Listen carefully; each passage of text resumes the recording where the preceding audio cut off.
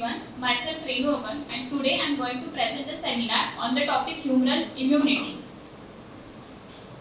So, what is humoral immunity? It is nothing but the immunity which is mediated by the antibodies which are secreted by the B lymphocytes. So, it includes the two type of responses. They are natural humoral response and acquired humoral response. Natural humoral response include the complement system, C-reactive protein, interferons, natural killer cells, and the acquired humoral response generates the extracellular antigen enters the body. In the complement system, it includes the 30 serum proteins and the main in the complement system, the principal 9 protein act which are labeled as C1 to C9, and C1 has the 3 subunits C1Q, C1R, C1S. This complement system is activated by the 3 pathways: classical pathway, mannose binding pathway, and alternative pathway.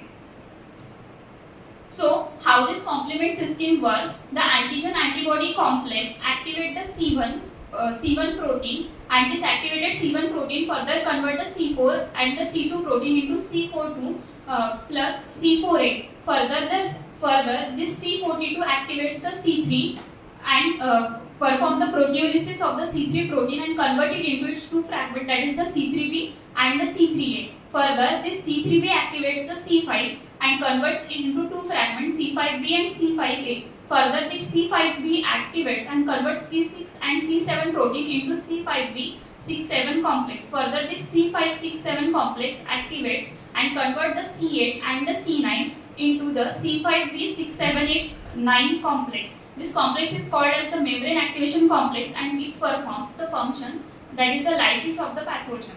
So, what this complement system perform the functions that are nothing but the C4a, C3a and C5b generates the inflammatory responses, C3b performs the oxonization and phagocytosis, C5b performs the chemotaxis.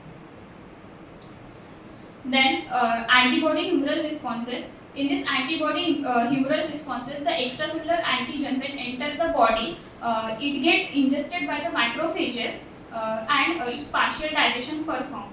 Further, this antigen fragments get bind to the T lymphocytes and they activate the T helper cell.